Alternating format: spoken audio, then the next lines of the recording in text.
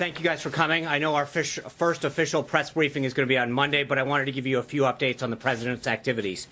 Photographs of the inaugural proceedings were intentionally framed in a way, in one particular tweet, to minimize the enormous support that had gathered on the National Mall. This was the first time in our nation's history that floor coverings have been used to protect the grass in the mall.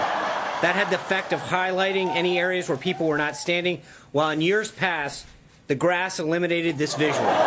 This was also the first time that fencing and magnetometers went as far back on the wall, preventing hundreds of thousands of people from being able to access the mall as quickly as they had in inaugurations past.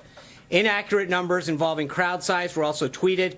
No one had numbers because the National Park Service, which controls the National Mall, does not put any out. By the way, this applies to any attempts to try to count the number of protesters today in the same fashion. We do know a few things, so let's go through the facts.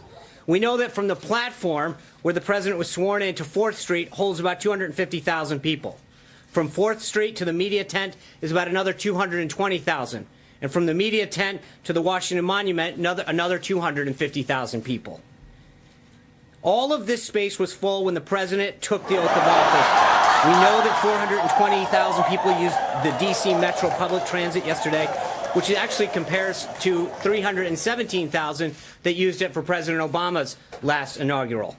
This was the largest audience to ever witness an inauguration, period, both in person and around the globe. Even the New York Times printed a photograph showing a misrepresentation of the crowd in the original tweet in their paper, which showed the full extent of the support, depth, and crowd and intensity that existed.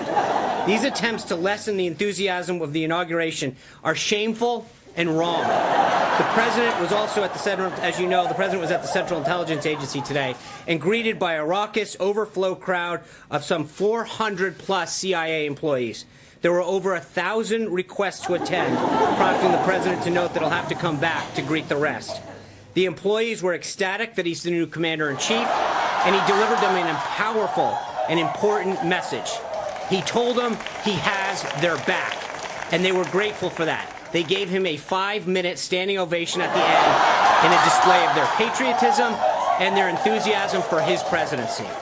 I'd also note that it's a shame that the CIA didn't have a CIA director to be with him today when he visited, because the Democrats have chosen, Senate Democrats are stalling the nomination of Mike Pompeo and playing politics with national security. That's what you guys should be writing and covering. That this, instead of sowing division about tweets and false narratives. The president is committed to unifying our country, and that was the focus of his inaugural address. This kind of dishonesty in the media, the challenging that bringing about our nation together is making it more difficult. There's been a lot of talk in the media about the responsibility to hold Donald Trump accountable. And I'm here to tell you that it goes two ways. We're going to hold the press accountable as well. The American people deserve better, and as long as he serves as the messenger for this incredible movement, he will take his message directly to the American people, where his focus will always be.